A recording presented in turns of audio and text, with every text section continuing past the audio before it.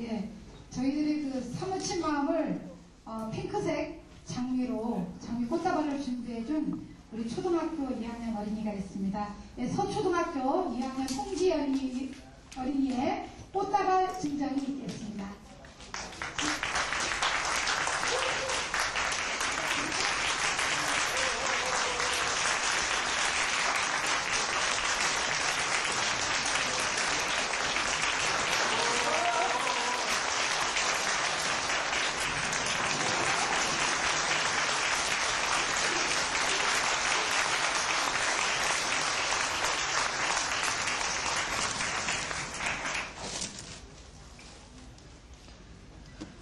예, 안녕하십니까. 잘 들리십니까?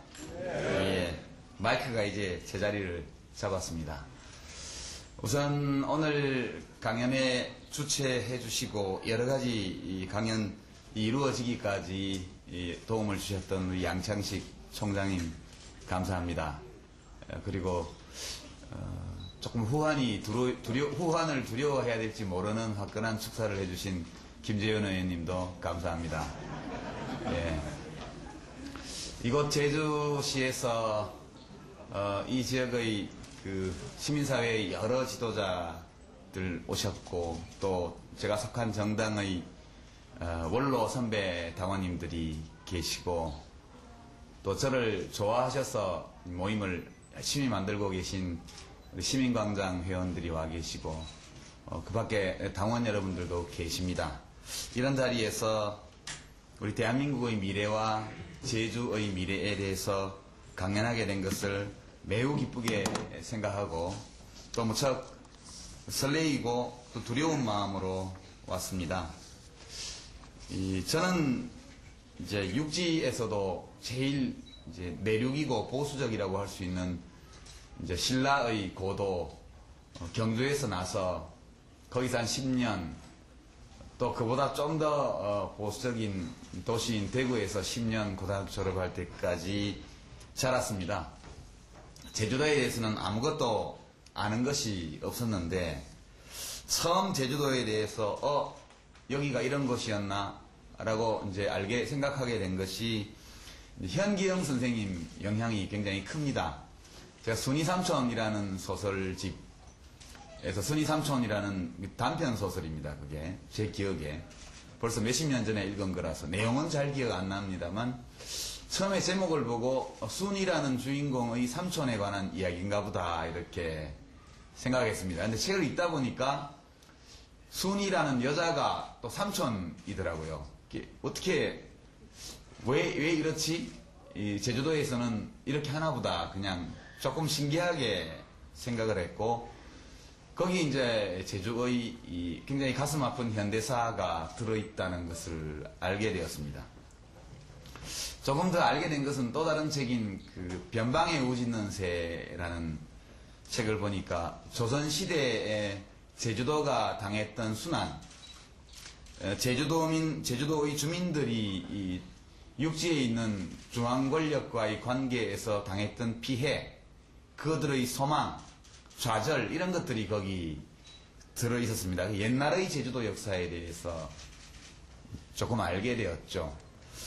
이제 그때까지 안 것은 제주도의 역사 이런 것들이었습니다.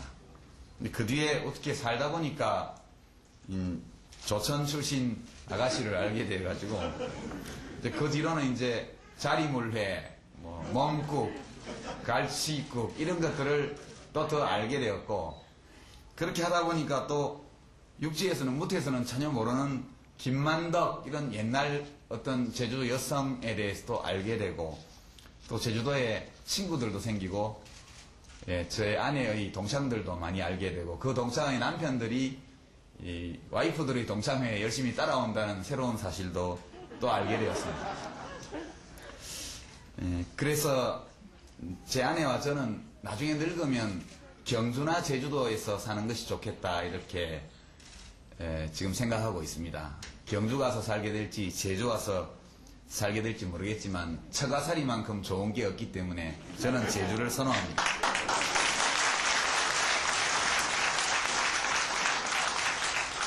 그 현기영 선생님의 소설이나 이제 글, 또 다른 분들의 글을 보면 제주도는 매우 독특한 곳임을 알 수 있습니다. 여러분이 저보다 제주를 훨씬 잘 아시기 때문에 이 도사님 앞에서 요롱 흔드는 격이 되지 않을까 걱정됩니다만, 제가 제주도를 바라보는 시선은 여러분이 가진 생각과 조금 다를지도 모릅니다. 저는 그 이전에는 모르겠으나 적어도 조선 왕조가 수립된 이후부터 따지자면 지난 한 600년 가까운 세월 동안 제주도가 최근 가장 잘 나간다, 이렇게 생각합니다. 여기는 육지에서 멀리 떨어져 있는 섬입니다. 조선시대에는 특히 많은 순환을 겪었는데 출入금지령 이런 것도 있었고요. 집 마당에 감귤나무가 있으면 아주 큰 곤욕을 치렀다고 합니다. 제주 관아에서 와서 귤 숫자 다 세보고 동네 아이가 따먹고 나면 집 주인이 아주 권장을 맞는 사태도 있었다고 그러죠. 육지에서 오는 사람들은 대개 유배되어서 오는 사람이었습니다. 중앙권력에서 쟁투를 벌이다가 밀려나서 박해받고 쫓겨난 사람들이 이곳에 왔죠. 연북정에 올라가서 아침 저녁으로 4번 열심히 임금님을 향해서 북향 사배를 하면 여기 제주 관아에서 정보보고를 보내서 이 친구는 이제 개전의 정이 있으니까 사면해 주십시오, 이러면 불려 올라가기도 하고, 아예 포기하고 여기 와서 혼인해가지고 일가를 이룬 사람들도 있습니다. 저희 처가 조상들은 아마 그렇게 해서 입도하신 분이 아닌가 추정하고 있습니다. 이 한씨들이 되게 조선에 많이 사는데 연북정이 그 절하던 곳이거든요. 그러니까 어디 멀리 도망 안 가고 그 근처에서 열심히 반성하면서 살았으나 불행하게도 사면되어서 다시 한양으로 굴려가지 못하고 여기서 좋은 배필 만나서 정착한 것이 아닌가, 이렇게 생각합니다.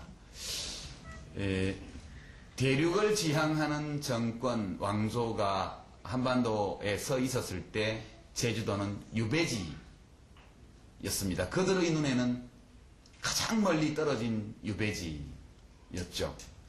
늘 도망가지 못하게 압박하고 속박하고 억압하고 이렇게 묶어두었습니다. 운명적으로 이 제주라는 섬은 이 전체 국가가 대륙의 중심에 묶여 있을 때에는 발전하기 어렵습니다. 그것은 여기가 변방이기 때문이죠. 변방. 조금만 감시를 소홀히 하면 도망갈지 모르는 변방. 조금만 감시를 소홀히 하면 들고 일어날지 모르는 불온한 변방. 그러니까 그렇게 강력하게 통제를 했던 것이겠죠. 섬의 운명은 국가가 대양을 향해 열릴 때 비로소 꽃필 수 있다고 저는 생각합니다. 이것이 섬의 지정학적 또는 경제지리학적 운명이라고 저는 생각합니다. 그래서 제주도민들께서 그렇게 특별자치도 해달라고 도망가고 싶으셔서 육지로부터 그런 생각도 해봅니다. 무언가 좀 무태에 서 있는 중앙정부의 간섭에서 벗어나서 스스로 무엇인가를 좀 해보고 싶어하는 마음, 저 널린 대양을 향해서 뛰쳐나가고 싶은 마음이 여러분들 유전자 속에 있는 것 아닌가, 이런 생각도 해봅니다. 제가 이렇게 오늘 강연을 시작하는 것은 이 제목이 조금 애매하게 되어 있어서 할 수 없이 이 이야기를 했습니다. 여기 보면 사회투자국가, 선진통상국가 이런 얘기들 나옵니다. 근데 제주도는 저희 이 국가발전 비전과 관련해서도 매우 독특한 위치를 가지고 있는 지역입니다. 제가 어제 광주에서 강연하면서 제가 말씀드렸던 3대 비전, 선진통상국가, 사회투자국가, 그리고 평화선도국가라는 이 3대 국가발전 비전 가운데 세 번째 평화선도국가로 가기 위한 5대 전략과 7가지의 공약을 어제 광주에서 공개를 했습니다. 그런데 제가 약세후보라서 그런지 언론에서 도통 주말이라서 그런지 정책을 잘 다루어 주지 않습니다. 지난주 목요일날 지난 목요일이죠. 제가 공무원연금 개혁에 대해서 전문가 토론회를 열고 이 공무원연금 개혁을 공약으로 내세우고 가겠다는 입장을 발표를 했는데도 거의 보도되지를 않았습니다. 왜 보도해주지 않느냐고 물었더니 누가 반대하는 사람이 있어야 보도한다고 그럽니다. 그리고 후보가 저희 당에만 9명이나 되고 민주당이나 다른 데까지 합치면 거의 20명 가까이 되기 때문에 당신만 따로 정책을 많이 보도해주기는 어렵다, 이런 대답이 돌아오더군요. 그래서 저도 좀 시위를 벌이기로 했습니다. 어제 광주에서 했고 오늘 또 하겠습니다. 좀 더 세게. 이 평화국가 비전은 제주도와도 깊이 관계되어 있습니다. 제주도와 직접 관련된 것은 우선 선진통상국가론이 직접 관련되어 있습니다. 대한민국이 통상국가로 발전하려면 지금 북쪽은 막혀있지 않습니까? 갈 수 있는 곳이 남쪽밖에 없습니다. 우리 대한민국은 보통 교과서에 보면 반도국가 그렇게 나와 있지만 대한민국은 반도국가가 아니죠. 대한민국은 도서국가입니다. 섬나라. 섬 중에서도 굉장히 독특한, 북쪽으로 가는 모든 길이 다 봉쇄되어 있고 해상로도 봉쇄되어 있고 육상의 땅 위의 길도 봉쇄되어 있고 한때는 하늘길도 완전히 봉쇄되어 있던 북쪽이 완전히 막혀버린 섬나라, 이것이 대한민국이었습니다. 지난 60년간. 이렇게 되어 있다 보니까 우리 대한민국 국민들의 정신이 이 작은 공간에 갇혀버린 느낌이 있습니다. 그래서 밖으로 나가서 크게 기회를 만들려는 생각보다는 우리끼리 이 안에서 크고 작은 차이를 가지고 싸우는 쪽으로 국민의 에너지가 표출되었던 것이죠. 이것은 참 안타까운 일입니다. 이제는 이것을 벗어나야 한다고 생각합니다. 제주도가 한때 조선왕조의 속박에 묶여서 밖으로 뛰쳐나가지 못했을 때 이 지역의 발전이 불가능하고 사람들의 삶이 피폐했던 것처럼 우리 대한민국이 더 넓은 곳으로 뛰쳐나가지 못하는 한 지금까지 우리가 이루었던 성공을 더 크게 발전시키기는 매우 어렵다. 저는 그렇게 생각해서 대한민국이 선진 통상국가로 나가야 한다. 미국과의 한미 FTA뿐만 아니라 EU, 브릭스 이런 신흥공업국 포함해서 우리와 경쟁하고 있거나 더 앞서가는 모든 나라들과 자유무역 협정을 체결하는 쪽으로 가야 한다. 이렇게 주장합니다. 왜냐하면 지금 일하고 있는 우리 국민들은 돈을 더 많이 벌어야 되기 때문입니다. 왜 돈을 버느냐? 자기 자신이 행복해지기 위해서만이 아니라 앞으로 20, 30년 후에 다가오게 될 고령화의 재앙에 국가적으로 대비하기 위해서는 지금 일하는 세대가 돈을 더 많이 벌어야만 합니다. 2050년이 되면 대한민국은 전 세계에서 제일 늙은 나라가 되게 예정되어 있습니다. 출산율이 갑자기 2배 정도 높아지지 않는 한은 앞으로 몇 년 지나면 인구가 감소하는 시대가 찾아오게 되어 있습니다. 2050년이 되면 국민의 평균 연령이 전 세계에서 가장 높은 나라가 되고 일하는 사람 3명에 65세 이상 어르신 2분이 있는 그런 아주 늙은 나라가 되게 되어 있습니다. 지금 한 해에 태어나는 아이 숫자가 45만 명이 안 됩니다. 채 되지 않습니다. 이 중에 한 90% 정도가 앞으로 20년, 25년 후에 노동시장으로 진출해 나올 것입니다. 저출산 시대에 태어난 아이들이 출산 가임기가 되어서 아이를 낳게 되면 더 적은 수의 아이들만이 태어나게 될 것입니다. 이 적은 수의 아이들이 자라서 더 많아진 노령 세대를 부양해야 되는 시대가 됩니다. 이 아이들이 아주 경쟁력 있는 개인으로 성장하도록 국가가 전력을 다해서 도와야 한다고 저는 생각합니다. 이것이 바로 사회투자국가의 아이디어입니다. 국가의 100년 대계, 100년까지 아니라도 20년, 30년 후에 대한민국이 무엇을 먹고 살며 누구와 거래하며 무엇으로 경쟁할 것인가, 이 점을 생각한다면 우리가 해야 할 일은 사람을 키우는 일 하나뿐이다. 이렇게 말할 수 있습니다. 대한민국은 오랫동안 개발국가였죠. 소위 발전국가 또는 개발국가, 아주 냉소적으로 말하는 분들은 토목건설국가였다. 이렇게 이야기합니다. 국가가 주로 무엇을 했느냐? 길 내고 고속도로 내고 터널 뚫고 항만 건설하고 비행장 닫고 건물 짓고 주로 이런 일을 했던 나라입니다. 그런 방식으로 대한민국 경제가 성장했습니다. 그럼 이제는 더 이상 그렇게 갈 수가 없습니다. 그렇게 갈 필요도 없습니다. 국가가 하는 일의 제일 중요한 부분은 이제부터 사람을 키우는 일이다. 사람을 더욱 건강하게 만들고 신체적, 정신적, 정서적으로 건강하게 만들어서 시련이 닥쳐도 극복할 수 있는 사람을 키워야 됩니다. 한쪽에서 아이 낳자는 캠페인을 벌이고 동시에 다른 한편에서는 하루에 3, 40명이 자살하고 있는 나라가 대한민국입니다. 많은 사람들이 우울증으로 고통받고 있고 아이들부터 어른까지 저마다 굉장히 큰 스트레스에 시달리고 스스로 어떻게 자기의 정신적, 정서적, 육체적 건강을 관리해야 하는지를 잘 모릅니다. 국가가 이것을 개인이 알아서 하도록 놔뒀기 때문이죠. 이 1년에 45만 명 가까이 태어나는 아이들의 머릿속에 가슴속에 있는 모든 잠재적 재능을 다 찾아내야 합니다. 그래서 그 아이들이 그것을 펼칠 수 있도록 국가가 돕고 이끌고 지원해야 합니다.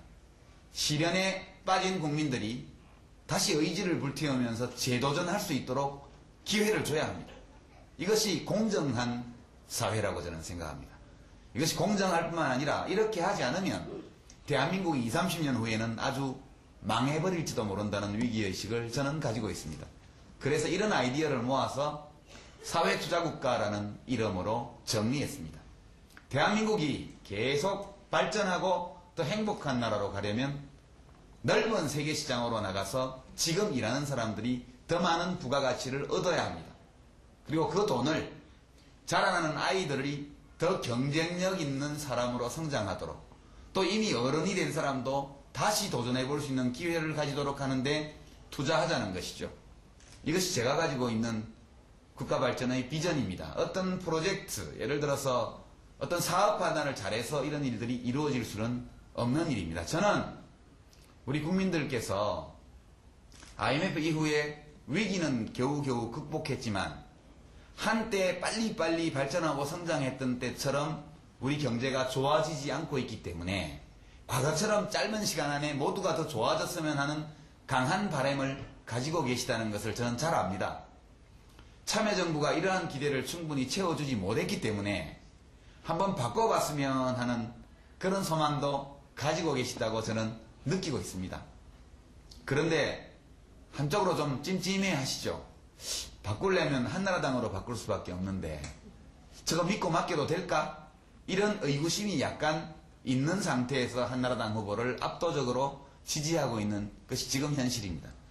저는 좀 걱정이 됩니다. 이 시기에 다음 정부를 맡을 지도자가 또다시 토목건설공사를 벌여서 단기적으로 경기를 부양하고 단기적으로 일자리를 만들어내고 단기적으로 성장률을 높여서 그래서 마치 대한민국이 이렇게 잘 갈 수 있는 것처럼 해버리게 되면 국가의 역할을 물질 투자에서 사람 투자로 시급히 바꿔야 되는 이 시대적 과제가 또 5년, 10년 지연되어 버리게 되고 그렇게 되면 그 이후에 적절한 시기에 빨리 대응하지 못했기 때문에 그 후유증이 대한민국 사회를 다시 한번 덮치는 이런 상황을 예견하고 매우 저는 마음이 좀 불안합니다.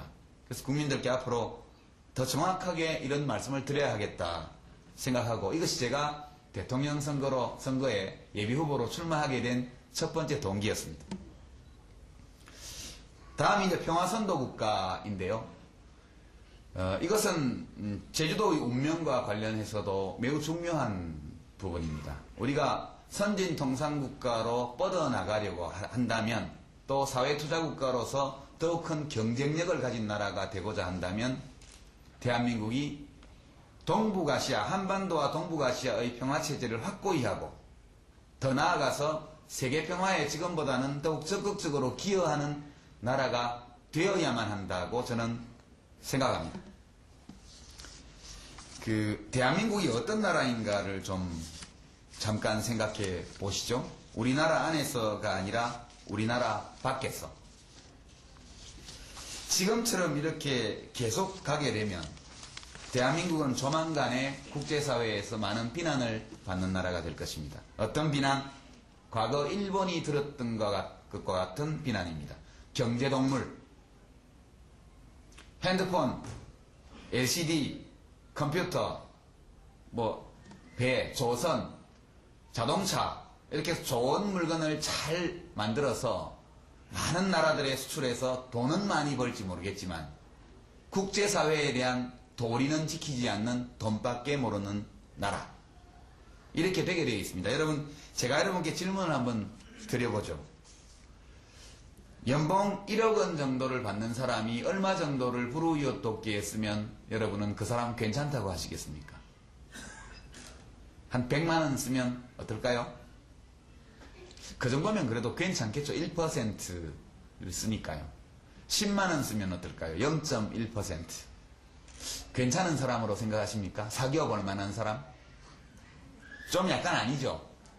근데 대한민국을 사람으로 비유하면 불우이웃 돕기에 돈을 얼마나 쓰냐 하면요, 1억 연봉을 버는 사람이 5만 원을 쓰고 있습니다.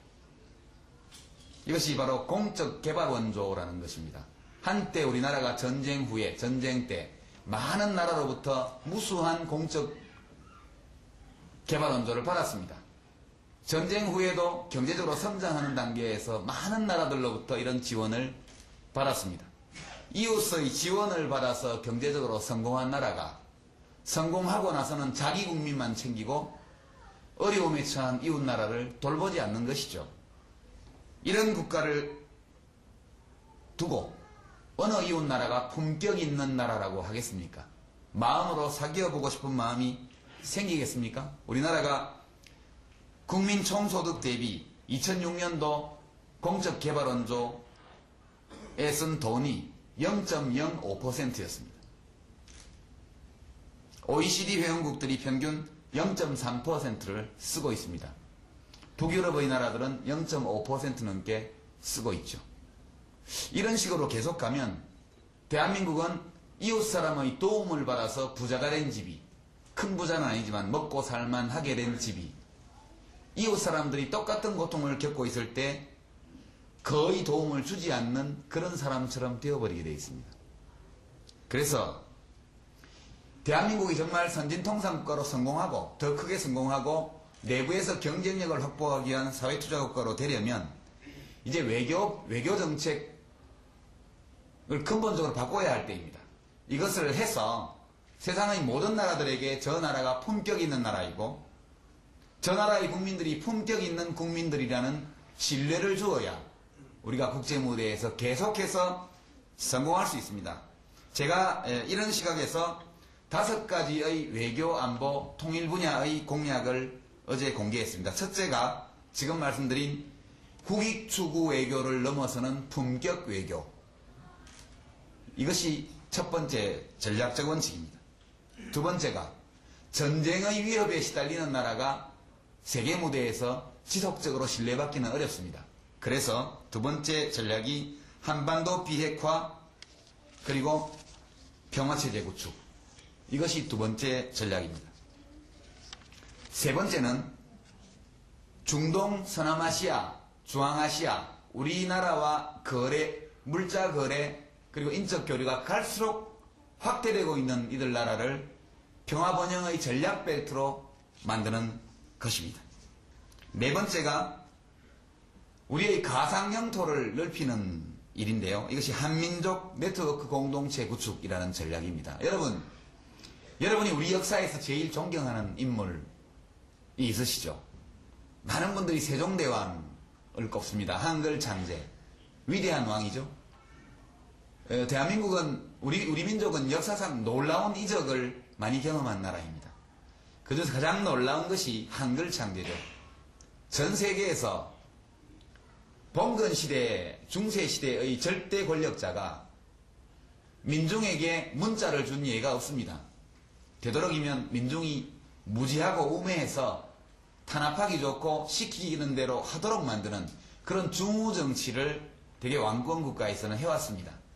근데 우리나라에서, 우리 민족은 정말 이상한 일을 경험했습니다. 왕이 누가 왜 이 문자를 만들었다는 서문까지 붙여가지고 언제 만들었다까지 해서 만들어진 문자는 전 세계에 한글 하나밖에 없다고 그럽니다. 근데 그 훈민정음 서문을 보면 불쌍한 백성들이 말할 게 있어도 글이 없어서 말을 못하니 내가 이 글을 만들어서 백성에게 주노라, 마음껏 말해라, 이렇게 이야기했습니다. 세종대왕은 위대한 왕이죠. 그 이 세종대왕 시대에 우리 조선왕조의 영토가 확장되고 확정되었습니다. 이 점은 국민들이 잘 모르실 겁니다. 영토 확장과 관련해서 가장 유명한 왕은 광개토 대왕이 되겠죠. 이 중국 영토가 되어 있는 만주, 간도 일대까지 다 지배한 것으로 나와 있습니다. 또 구한말에 우리 조상들이 거기를 가서 개척해서 아무도 살지 않던 그런 숲을지대, 황무지에 오늘의 많은 도시들을 만들어냈습니다. 사실 우리 영토나 비슷하죠. 그렇지만 길은 없습니다. 그러나 가상 영토는 확대할 수 있다고 저는 생각합니다. 영토가 뭡니까? 우리 국민이 살고 있는 공간이죠. 지금 국제법상 인정되고 있는 다른 나라의 영토를 빼앗는 일은 상상할 수 없습니다. 그러나 우리 4,800만 대한민국 국민, 2,300만 북한 동포들, 그리고 700만의 재외 동포가 있습니다. 이 모두를 묶어서 하나의 네트워크를 구축하면 이들이 살고 있는 모든 땅이 다 우리의 가상 영토가 될 수 있습니다. 우리가 실제 물리적인 영토를 확장할 수는 없지만 가상 영토를 확장하는 것은 언제나 가능하다. 그래서 그것을 해내기 위해서는 한민족 글로벌 네트워크를 구성해야 합니다. 자세한 내용은 생략하겠습니다. 다섯 번째는 정예 강군 육성입니다. 우리 군대는 더욱 강해져야 합니다. 국민과 군 사이에 존재하고 있는 과거의 불행했던 사건, 4.3을 포함했어요. 과거 우리 현대사를 아주 어두운 장으로 물들여 덮었던 그와 같은 불행한 사건들로 인해서 우리 군과 국민 사이에서는 사랑과 신뢰가 깊이 뿌리내지 못하고 있습니다. 자식을 군대에 보내는 것이 어머니들에게 일종의 공포감으로 다가오는 것은 분명 정상적인 일이 아니겠죠. 우리 민족은 우리의 국방력이 약했기 때문에 외적의 침략을 받아서 온 나라가 초토화되었던 여러 차례의 경험을 가지고 있습니다. 제주는 평화의 섬이죠. 평화를 지키려면 강한 국방력이 필요합니다. 우리 국민들이 신뢰하고 믿을 수 있고 국가 안보에 관해서는 마음을 놓을 수 있을 정도로 강한 군대가 있어야 합니다. 2012년 전시군 작전 통제권을 우리가 환수하도록 예정되어 있습니다. 한미 간의 합의가 끝났습니다. 그때를 대비해서도 우리 군은 더욱 정예화, 과학화, 전문화되어야 합니다. 단순히 우리나라를 외적의 침략으로부터 보호하는 소극적 역할에서 벗어나서 한반도의 평화체제를 확고히 하는 동시에 분쟁 지역의 평화를 만들어내고 평화를 수출하고 평화를 유지하는 국제사회에 대한 역할도 더 키워야 합니다. 이렇게 하기 위해서는 상설적 평화유지군을 창설할 필요가 있습니다. 사단 규모의 전문화된 PKO 부대를 만들어야 합니다. 다른 나라들이 대부분 이렇게 하고 있습니다. 우리나라는 이후 분쟁 지역에서 급하게 우리가 군사 지원을 해야 하는 경우에도 국회의 동의를 받아야 하는 아주 번거로운 절차, 시간이 걸리는 절차가 있어서 지원할 거 다 해주고 그 나라로부터는 별로 칭찬을 못 받는 일들이 많습니다. 그래서 사단급 규모의 상설적 평화유지부대를 창설해서 UN 결의가 있는 경우에 행정부가 신속하게 파견할 수 있도록 그렇게 해주어야 합니다. 아울러서 한국군을 전문화된 기술과학 정예부대로 만들기 위해서는 국민개병제를 폐지하고 모병제로 전환해야 합니다.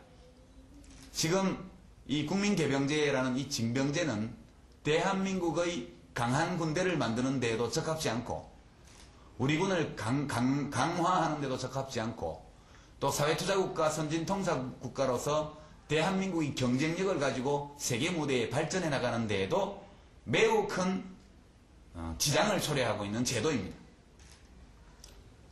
여기에다가 군에 대한 국민의 불신 이런 것들이 역사적으로 형성되어 있어서 아들 낳는 어머니들이 아들 낳아서 좋다. 요즘 뭐 그런 어머니 별로 없지만 이러하면서도 속으로는 20년 지나면 군대 보내야 될 텐데 이 걱정을 산부인과 병원에 누워서부터 하는 것이 우리 대한민국 서민들의 현실이라고 저는 생각합니다. 이번에 연예인들의 병역 비리에서도 나타났지만 우리의 이 국민개병제 병력 의무가 공정하게 운영되었던 적이 단 하루도 없다. 저는 그렇게 생각합니다. 우선 참여정부가 이미 발표한 예외 없는 병역 의무, 현역 복무와 대체 복무로 이것을 둘로 나누는 이 제도를 해가면서 기술 지원병, 유급 지원병 모집을 확대해 나가는 방안이 이미 나와 있습니다. 이것을 좀 더 확대 운영해서 이 모병제 성격을 가진 유급 지원병이 보다 빠른 속도로 늘어나도록 하고 전체 군 규모는 남북 관계가 개선되고 한반도에 평화협정, 평화체제가 수립되어 가는 것과 발맞추어서 언제든 모병제로 전환할 수 있는 조건을 갖춰 나가야 합니다. 제가 세운 계획은 지금 당장 모병제로 전환하자는 것이 아니고 1인당 국민소득이 3만 달러에 이르는 시점을 기준으로 모병제로 전환하도록 제가 대통령이 된다면 임기 중에 그 제도적, 법률적, 재정적 토대를 확고히 하겠다고 저는 공약했습니다. 이렇게 되면 예비군 제도, 민방위 제도 역시 그에 맞추어서 개편하거나 폐지하는 것이 불가피하고 바람직한 일이다. 저는 그렇게 생각합니다. 아울러서 군은 더욱 그 전투력을 강화해야 하고 군에서 복무한 사람들이 사회로 진출해서 훌륭하게 적응할 수 있도록 지원하는 각종 시스템도 갖추어야 한다고 생각합니다. 이런 정도를 어제 제가 말씀드렸고 공약을 7가지를 도출을 했습니다. 다시 한번 정리해서 말씀드리면 대한민국이 선진통상국가로서 지구촌 무대에서 더욱 성공하는 나라가 되려면 국가는 국민 개개인의 역량을 키우고 더욱 건강하게 만드는데 자기의 관심과 역량을 최우선적으로 집중하는 사회투자국가로 대한민국의 국가 성격을 개조해야 한다. 그리고 이 두 전략이 성공을 거두기 위해서는 대한민국이 우리의 좁은 의미의 국익을 지키는 나라에서 국제사회의 평화를 선도하는 존경받는 품위 있는 국가로 발돋움해야 된다. 이렇게 논리적인 설명이 가능하겠습니다. 제가 평화선도국가를 위한 7가지 공약을 내놓았는데 다시 한번 정리하겠습니다. 첫째, 한반도 비핵화와 평화체제 구축. 이것은 미국, 중국, 대한민국, 북한이 참여하는 4개국 평화체제를 확고히 함으로써 한반도의 평화를 공고히 하는 것을 의미합니다. 그래서 미국의 동의가 있어야 되고요. 중국이 찬성해야 합니다. 북한과 미국이 수교해야 되고 북일 관계도 정상화될 것입니다. 이렇게 해야만 남북한이 한반도 정세를 주도하면서 한반도가 항구적으로 전쟁의 위협에서 벗어날 수 있습니다. 정전협정을 평화협정으로 대체하게 되면 유엔사는 필요 없게 됩니다. 법적으로 성립할 수 없게 되어 있습니다. 6.25 침략전쟁에 대항하기 위한 유엔 결의를 토대로 한 것이기 때문에 정전협정이 종식되고 평화체제가 수립되면 유엔사는 없어질 것입니다. 그에 맞추어서 미군은 한미 상호방위조약에 근거를 둔 새로운 성격의 이 주한미군으로 위상이 다시 재정립되어야 하고 이러한 합의를 끌어내기 위해서는 이 동북아시아 지역에 한반도에 미군을 주둔시킴으로써 지금까지 미국이 누려왔던 미국의 군사 전략적 외교적 기득권 이것은 인정해 주어야 되고 존중하고 유지해 주어야 한다. 이렇게 저는 봅니다. 이 합의가 성립되지 않으면 남북한이 주도하는 한반도 평화체제 그 자체가 성립되기 어렵기 때문입니다. 미군에 대해서 여러 가지 견해를 가질 수 있습니다만 대체로 이 주어진 현실에서 생각한다면 이 길밖에 없지 않나 생각하고요. 두 번째는 남북한이 이 주도권을 가지고 한반도 평화시대를 열어가기 위해서는 남북 정상회담을 정례화하겠습니다. 몇 년에 한 번이 될지 모르겠지만 해마다 한 번 정도는 남북 정상이 정례적으로 만날 필요가 있다. 이렇게 보고요. 제가 대통령이 되면 제안해서 남북정상회담을 정례화하고 서울과 평양에 북과 남의 상주 대표부를 설치하도록 그렇게 하겠습니다. 일종의 대사관과 이익 대표부를 겸한 그런 상주 대표부를 설치하자는 것입니다. 세 번째 공약은 통일부를 대체할 새로운 기구로서 민족협력위원회를 설치하는 것입니다. 이것은 총리급이 위원장이 되는 민족협력위원회입니다. 남북 간의 대화는 실무자 대화에서 장관급 대화로 각 분야에 다 격상되어야 하고요. 이 남북 간의 전면적인 협력을 조정하고 지휘할 그런 기구로서 통일부는 적합치 않습니다. 한 정부 부서로 만들어서 그 안에 모든 업무를 집어넣는 방식으로는 확대되는 남북관계를 감당할 수 없습니다. 그래서 민족협력위원회 설치가 세 번째 공약입니다. 네 번째는 아까 말씀드린 동남아시아, 중동, 중앙아시아로 이어지는 평화번영벨트를 구축하고 한국이 이룬 인권, 민주주의, 경제적 성공의 역사를 이 나라들에게 전파하기 위해서 국제평화대학교를 설립하자는 약속입니다. 이것은 어제 광주에서 광주 5.18 민주정신, 인권, 그리고 평화정신의 세계화를 위해서 이 대학교는 광주에 설립하는 것을 최우선적으로 검토하겠다. 이렇게 제가 약속을 하고 왔습니다. 미안합니다. 제주도에 하자 또 그러실 텐데, 제주도는 다른 좋은 것을 또 하기로 하죠. 네 번째는 아까 말씀드린 한민족 네트워크 공동체 구축입니다. 여기에는 특히 해외에서 아주 활발한 활동을 보이고 있는 지식인 전문가 석학들의 네트워크가 가장 중요합니다. 여기에서 교민들의 네트워크도 물론 중요하고요. 한상, 무역, 상업에 종사하고 있는 한인들의 네트워크도 마찬가지로 중요합니다. 해외에 입양가 있는 십수만 명의 이 해외 입양인들의 네트워크 역시 우리들의 중요한 자산이 될 수 있다 생각합니다. 여섯 번째가 상설적 평화유지 부대의 창설. 마지막으로 국민개병제를 폐지하고 모병제로 전환하기 위한 토대 구축. 이것이 제가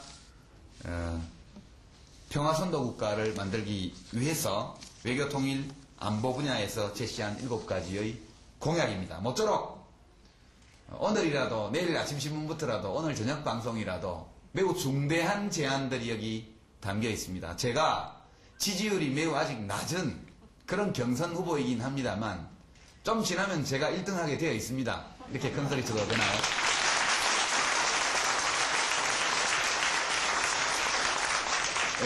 존경하는 우리 언론인 여러분, 외면하지 마시고 이것을 주목해 주시기를 부탁을 드립니다. 제주도와 관련해서 한두 가지만 좀 더 첨언을 드리겠습니다. 제주도는 대양을 향해서 나가야 합니다. 대한민국이 선진통상국가가 되려면 아까 말씀드린 것처럼 남북한 평화가 구축되고 북으로 가는 철도와 도로가 다 연결돼야 됩니다.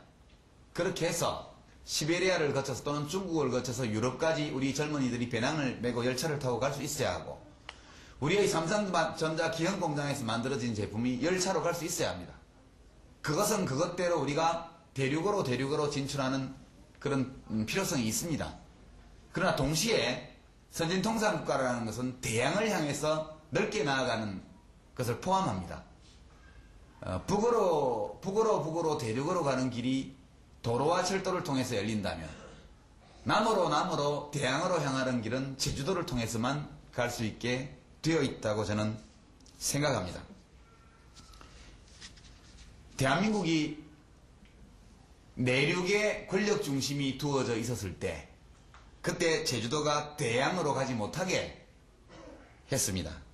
우리 역사에서 한때 해상제국을 건설해서 서해 일대를 호령했던 장보고 시대가 있었습니다. 또 우리 이수진 장군의 세계 해전사에 빛나는 그런 승전의 역사도 있었습니다. 그러나 이 모든 일들이 대개 보면 우리의 연안을 지키는 일에 그치고 말았습니다. 이제는 더 멀리 우리의 연안을 지키는 데서 벗어나서 대양을 향해서 나아가야 하고 우리 제주도의 대한민국에서 차지하는 제주도의 전략적 중대성은 바로 여기에 있는 것이다. 저는 그렇게 생각합니다. 해군기지 문제가 있다는 것을 잘 알고 있습니다. 저희 참모들이 이거 발언하지 마라 차라리 그렇게 말씀하시던데요. 제가 여론을 들어보니까 찬성 반대 이렇게 팽팽히 나눠 있다고 생각합니다. 근데 아까 우리 오만 의원께서 이제 국민의례 할 때 묵념하는 거 들어보셨죠? 4.3 희생자들 기리고 또 흔히 다른 곳에 가보면 민주화와 통일을 위해서 싸우다 가신 민주열사, 통일열사 추모하고 또 동시에 호국영령과 또 순국선열, 그렇게 또 순국선열 하면 되게 일제강점기에 우리 민족의 해방을 위해서 싸운 분들을 주로 가리키는 말이고, 호국영령 하면 해방 후의 내전과 전쟁 시기에 대한민국을 지키기 위해서 싸우다 희생하신 분들을 호국영령이라고 일반적으로 얘기합니다. 우리가 다니다 보면 국민의례 묵념사에 이것을 다 넣어서 하지 않습니까?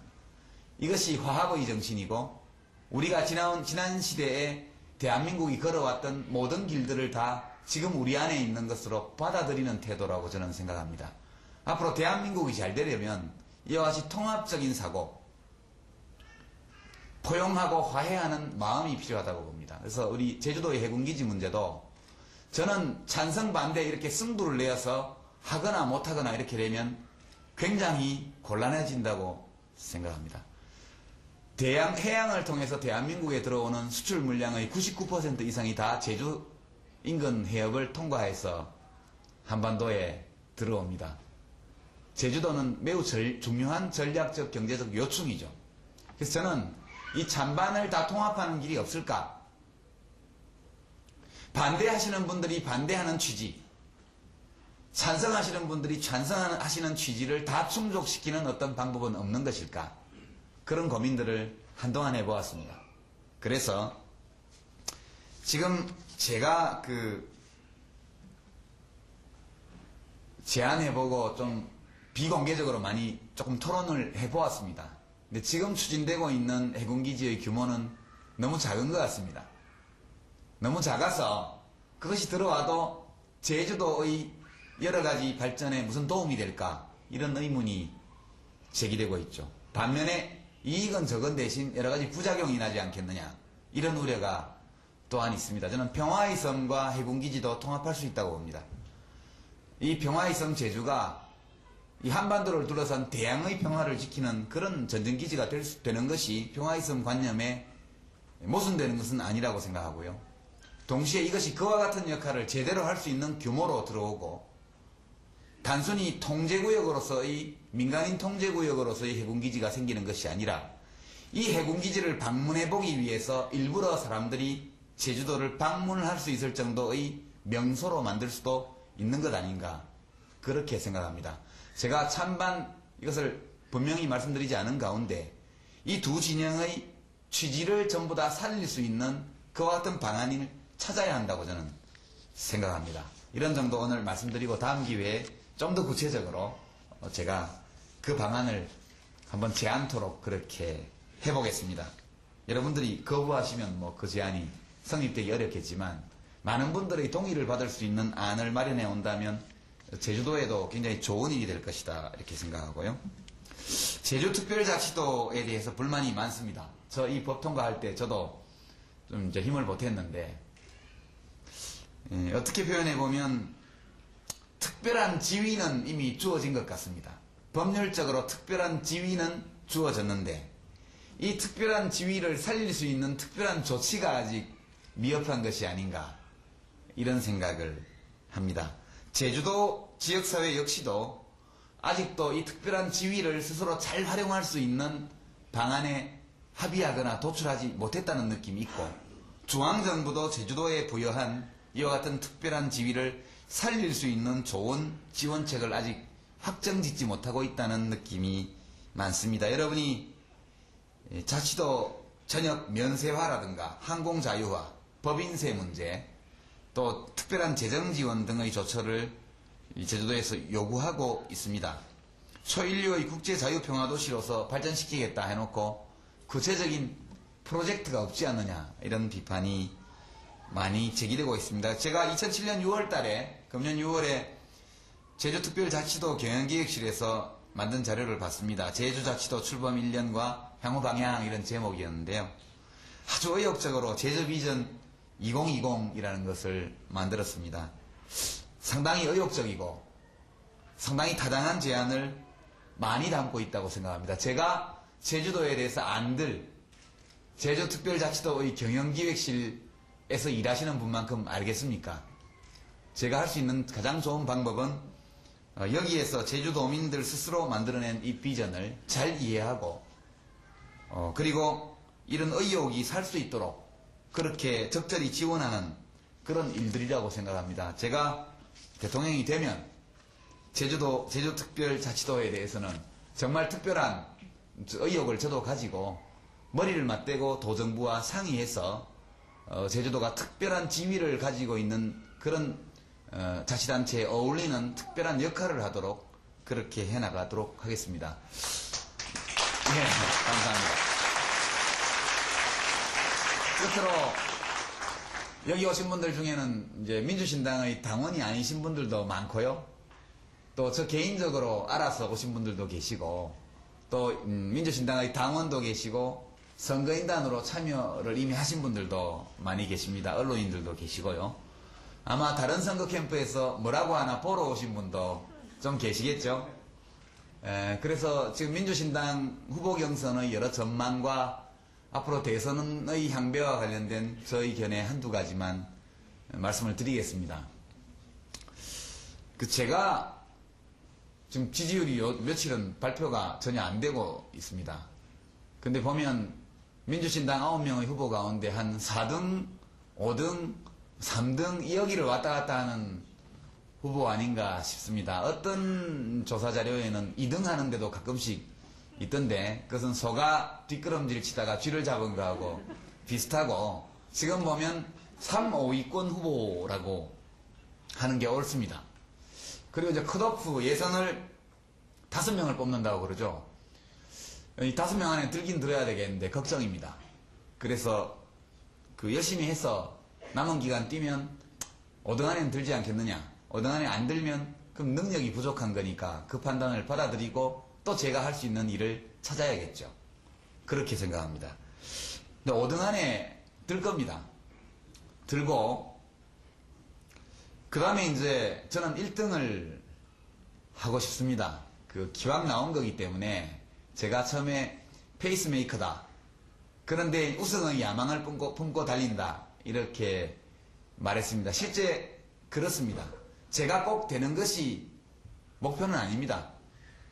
저는 이 민주신당의 국민경선을 매우 공정하고 깨끗하고 흥미진진하고 생산적이고 결과적으로 아름다운 경선을 만드는 것이 제일 중요한 일이라고 생각하고 이 일을 하면서 제가 그 자리에 가면 더 좋겠다. 그렇게 생각합니다. 저를 좋아하시는 분들이 애로사항이 많다고 그래요. 이제 자기는 유아무개가 좋아서 아는 사람들한테 말을 하면 사람들이 좀 너무 까칠하지 않냐? 이제 좀 좋게 말하면 까칠한 거고 나쁘게 말하면 막대 먹었다 이런 이제 얘기도 하고요. 그래서 그런 점은 경위야 어찌되었든 국민들이 대통령 후보 또는 대통령이 되려고 하는 사람에게 요구하는 미덕이 있습니다. 그것은 옳고 그름을 따질 여지가 없이 국민이 주권자이기 때문에 국민이 하는 요구는 정당한 것으로 봐야죠. 그래서 제가 과거에 어떠했던 지금 시점에서는 후보로 나선 이상 국민들이 대통령 후보 또는 대통령에게 요구하는 여러 가지 리더십과 관련된 미덕 이런 것들을 열심히 몸에 익히고 실천해보려고 노력합니다. 그러니까 주위 분들이 그러시면 옛날에 그랬는데 요새 괜찮다 이렇게 말씀해 주시고요. 여러 정책 공약, 선거운동의 방법에 관해서도 저를 좋아하시는 분들이 주변에서 당당하게 이야기하실 수 있도록 그렇게 하겠습니다. 며칠 전에 멧돼지 공약 문제 때문에 좀 시끄러웠는데요. 저는 아직도 잘 이해가 안 갑니다. 시골 어르신들이 제주도에는 멧돼지 없죠. 노루 이런 거밖에 없으니까 걱정이 없으시겠습니다. 육지에는 멧돼지가 너무 많습니다. 그래서 어르신들이 농사 지으러 가실 때 너무너무 불안해하고요. 몇 사람씩 같이 가서 한 사람은 깡통으로 소리 내고 다른 분들은 일하고 이런 데도 많습니다. 그래서 우리 아버지 어머니들이 멧돼지 때문에 생명의 위협을 느끼고 벌벌 떨고 계신데 그 손주 아들들인 군인들이 가서 멧돼지 좀 잡아주는 것이 뭐가 나쁠까요? 저는 이것이 매우 중요한 공약이라고 생각해서 했는데 튀는 공약, 괴짜 공약 이렇게 해버려가지고 많이 섭섭합니다. 근데 대통령은 국가의 지도자고 군의 통수권자입니다. 국가와 군의 임무 가운데 첫 번째가 국민의 생명을 보호하는 것이거든요. 우리 대한민국 국민들은 누구나 자기가 어려움에 처하고 위기에 처했을 때 국가로부터 보호받을 권리가 있습니다. 그리고 국가가 내가 어려울 때 위험에 처했을 때 나를 지켜주는 국가가 있다는 이 기분, 이런 것이 사람을 안전하고 행복하게 만드는 조건 중에 하나거든요. 그래서 당연히 대통령이 되면 해야 될 일이라고 생각해서 했는데 좀 이상하게 돼버렸습니다. 주변에서 누가 그러면 좀 잘 설명해 주시고요.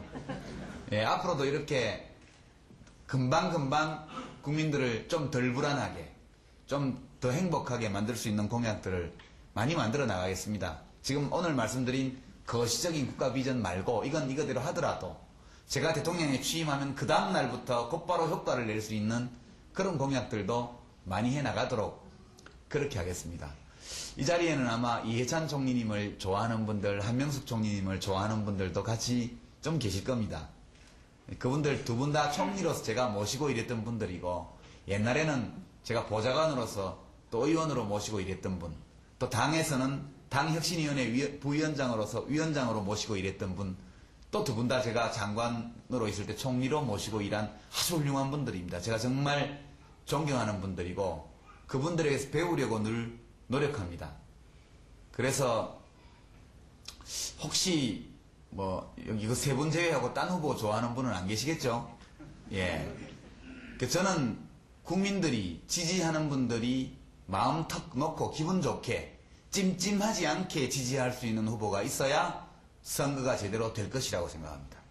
무언가 정통성에 하자가 있거나 논란이 있어서 여러 장점에도 불구하고 지지해주기가 찜찜한 후보, 이런 후보, 정치인이 후보가 되면 선거를 치르기가 매우 어렵습니다. 그래서 뭐 제 자신은 어떤지 잘 모르겠습니다만 이해찬 후보님이나 한명숙 후보님은 그런 면에서 아주 기분 좋게 찜찜하지 않게 지지할 수 있는 후보라고 제가 유권자로서 저는 그렇게 생각합니다. 그래서 이 비슷한 정책 노선, 또 비슷한 인생 역정, 또 비슷한 분위기, 개성은 다 다르지만 각자 장점이 다릅니다. 어떤 분들이 말하기를 이 세 사람을 합체할 수 있으면 좋겠다. 예, 우리 한명숙 후보님의 국민 큰 누이 같은 그런 좋은 이미지, 온화한 인상, 품격, 여기에다가 우리 이해찬 후보님의 그 엄청난 그런 정책 이해 능력과 국정 수행 능력, 그리고 저의 약간의 신선하고 발랄하고 좀, 예, 그런 창의적인 그런 활동성, 이런 것들이 하나로 구현된 후보가 있다면 정말 좋을 텐데, 이렇게 말씀하십니다. 저는 그 두 분을 닮아가려고 노력을 많이 합니다. 그 두 분도 저처럼 어떻게 한번 해보시려고 노력을 하시거든요. 그 사람을 셋을 하나로 합칠 수는 없지 않습니까? 그러나 하나의 팀이 될 수는 저는 있다고 생각합니다.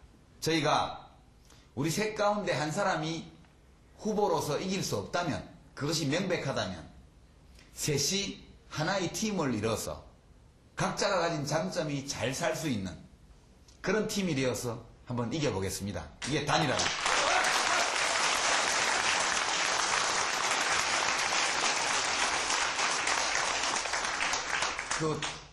뭐 오해를 안 하시도록 제가 다시 한번 말씀드리면, 저는 제가 그냥 쭉 달려서 1등을 하고 싶습니다.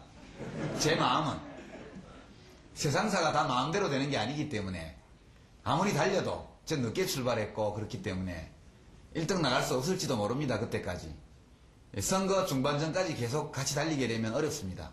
제가 보기에는 이해찬 후보님이 9월 15일 이쪽 저쪽에 단일화하자 이렇게 말씀하셨는데, 막 그때 할 수도 있겠고, 또는 첫 주 경선 4군데를 치러보고 전체 유권자의 7% 정도를 개봉하게 되니까요. 그때 나타난 민심, 그 시점의 이 국민선거인단 여론 흐름, 또 일반 국민들의 여론 흐름, 이런 것들을 좀 살피면서 저희 세 사람이 잘 상의해서 그렇게 하도록 하겠습니다. 만약 비슷비슷하면 제가 접어야 안 되겠습니까? 아닙니다. 비슷비슷하면 제가 접어야죠. 대한민국은 장유유서 이런 것도 있고요. 또 저희가 그냥 접는 게 아니고 각 후보를 지지하던 분들이 원래 지지하던 후보를 지지할 때처럼 신나게 그렇게 하실 수 있도록 그런 절차를 밟아서 그런 내용을 가지고 할 것입니다. 모쪼록 여러분이 단일화 말 안 나오게 저를 확 밀어서 1등 만들어주시면 그냥 가겠습니다.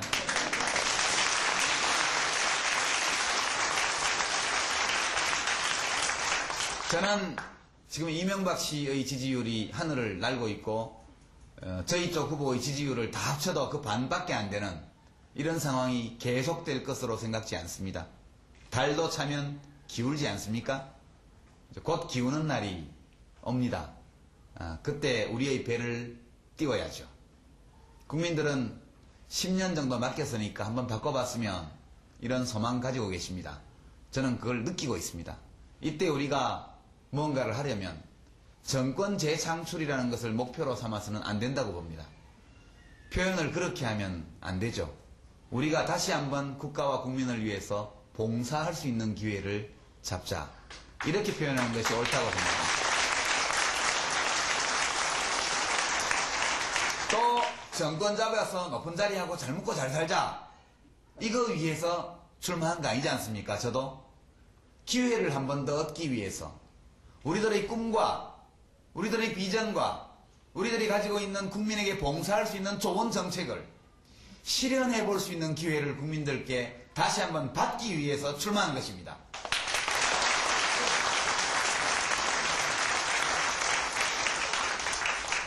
그래서 이렇게 우리가 무엇인가를 쟁취하기 위해서 하는 것이 아니고 국민들로부터 신임받고 위임받고 기회를 얻기 위해서 사랑받으려고 노력해야 하는 것이 우리들의 임무입니다. 경선 과정에서 만약 이 대선 분위기의 반전이 이루어질 수 있다면 그것은 민주신당의 국민경선밖에 없다. 저는 그렇게 생각합니다. 이 국민경선의 과정을 통해서 국민들께서 저 친구들이 정말 한 번 더 봉사하려고 그 기회를 얻기를 원하는구나. 이렇게 평가하시도록 해야 합니다. 저 친구들이 권력에 눈이 멀어서 자기들끼리 지지고 볶고 서로 비방하고 비난하고 서로를 향해서 활을 쏘고 창을 던지고 돌을 던지는구나. 이렇게 되면 어떤 후보도 어떤 정치인도 자기가 후보가 된다고 해도 국민의 심판을 면치 못할 것이다. 저는 그렇게 생각합니다. 본인의 동의를 받지 않고 선거인단으로 대리 등록시키는 것. 그래놓고 나중에 혹시라도 돈과 이런 것들을 통해서 사람을 동원하는 행위, 이런 건 막아야 합니다. 하지 말아야 합니다. 막기 전에. 그것은 자기 자신을 망치는 일일 뿐만 아니라 당을 망치고 민주신당의 국민경선을 망치고 우리 모두를 죽이는 일입니다. 국민을 모욕하는 일이 되고 역사를 배반하는 일입니다. 저는 제가 그렇게 할 것입니다. 또 다른 후보님들께도 그렇게 해줄 것을 간절히 청합니다. 다른 후보님들의 지지자들에게도 부탁드립니다. 그런 부당한, 부정한, 불법적인 방법의 선거운동을 후보 캠프에서 시키더라도 하지 말아야 합니다. 모두가 이렇게 한 마음이 되어서 누가 승리하든 아름다운 경선을 해야만 이 국민의 외면, 냉소, 분노, 냉대에서 벗어나는 계기를 만들 수 있다고 저는 생각합니다.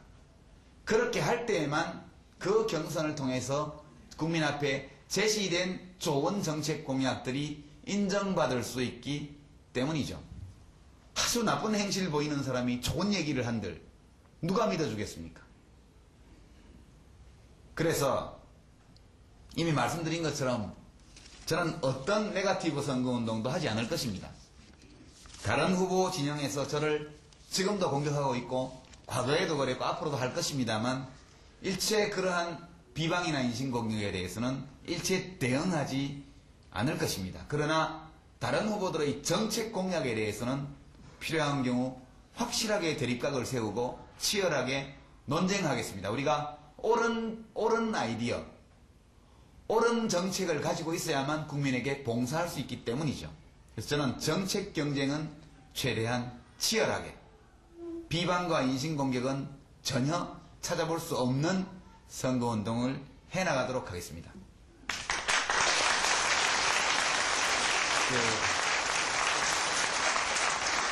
우리 제주도의 지역정치권에 좀 깊이 계신 분들은 요즘 참 괴로우실 겁니다.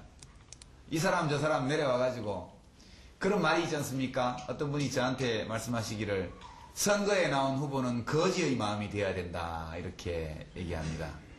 거지는 배가 고프니까 어느 집 대문이든 가리지 말고 문을 두들기고 간절한 목소리로 무엇인가를 달라고 해야죠. 그런 것이거든요. 그래 하다 보면 이 사람 저 사람 한두 사람도 아니고 계속 대문 두드리고 깡통 들고 와서 표를 달라고 하니까 여러분 얼마나 괴로우십니까? 우리 제주도 첫 경선 지역 아닙니까? 9월 15일 오전 여기서 대회를 합니다. 하루 종일 투표를 하고요. 참 괴로우실지 모르겠습니다. 이 사람 저 사람 관계없습니다. 누가 부탁해도 국민선거인단 참여신청 해주십시오. 표만 제대로 찍으면 되지 누가 부탁하든 무슨 상관이 있겠습니까?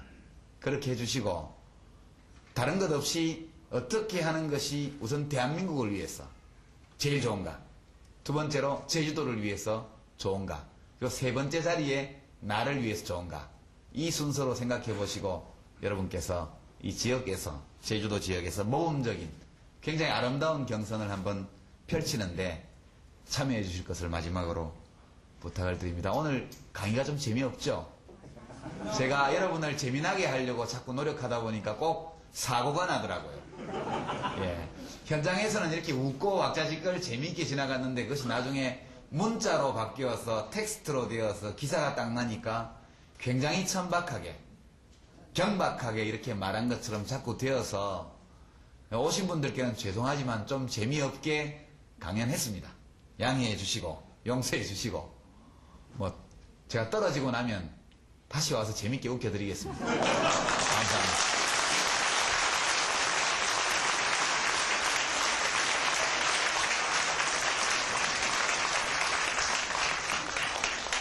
내려가 보세요. 예, 여기 있을까요? 다 끝나신 겁니까? 예. 네. 그 유시민 예비